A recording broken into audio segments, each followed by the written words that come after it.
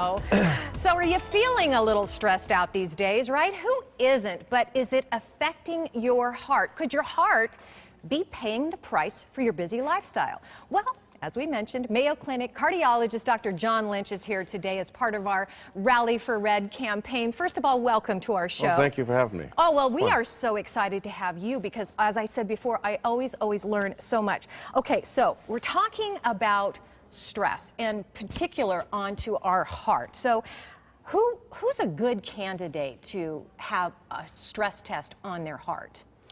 Well, stress testing is used for variable reasons. One, for people that have symptoms, perhaps of chest discomfort, perhaps of just generally not feeling well when they do activity, palpitations, shortness of breath, but also for people that we would say are intermediate risk patients that might be at risk for heart disease. So somebody, for example, a person 60 years of age who's a smoker, maybe diabetic, has high blood pressure, and they want to start an exercise program at a local gym or engage in some kind of different type of activity, it might be reasonable to look at their health, their heart health, because they are, by the numbers, at least an intermediate risk for heart disease. Now, when people come to you, at what point are they already experiencing heart condition or these chest pains, or are you more preventative as opposed to rehabilitating? Well, I think both, but yes. Okay. So we'd like to think of ourselves being more preventative and that we're able to pick things up before they actually become very symptomatic. But clearly, they come with different types of symptoms that might be related to heart disease that they can't quite figure out, and I think stress testing can help in that kind of scenario. Well, let's talk about the stress tests themselves. There are different types of stress tests out there. How do you know which one is right for which patient? That's a good That's a $10,000 question. You know, there are different types of stress tests. Basically, there's a chemical stress test for people who really can't exercise well, that we use different chemicals or medications to stimulate the heart.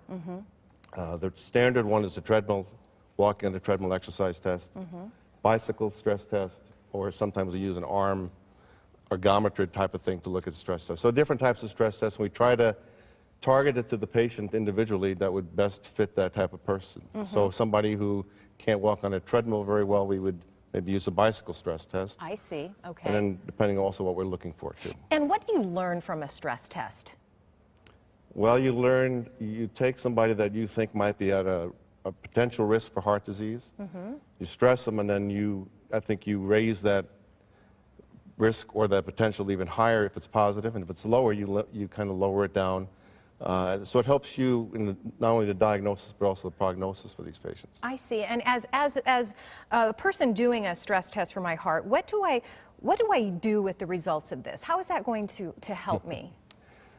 It depends on how you do on your stress test. So if you go less than, say, 5 minutes on a stress test and you have some symptoms on that, then I think your action is going to be different than if you went 10 minutes on the stress test, had no symptoms, but had an abnormal electrocardiogram, or the electrical monitoring of the heart that we do. So it depends. The stress test puts you at either a lower risk, high risk, or intermediate risk. So basically, higher risk, we would take maybe, you'd have to look further, maybe even do an angiogram or a heart catheterization to look at that risk. I see. So it's part of a big puzzle. It sounds like there's so many factors into it, but this sounds pretty important as far as to determine whether or not. Helpful. Yes, very helpful in the big picture of things. I don't think it's stress tests are good. People will say, well, if I have a stress test and it's negative, does that mean I don't have any heart disease? Stress tests are good in that they're about 85%, 86% sensitive for picking up disease, so you could miss small diseases, single vessel, one vessel that might be involved. You might miss that on a stress test. Wow. All right. Always good information from hopefully Mayo. Helpful. Yes, hopefully helpful. And use that information because ABC 15 is teaming up with Mayo Clinic. They're here on the 15th of every month. It's our Rally for Red campaign.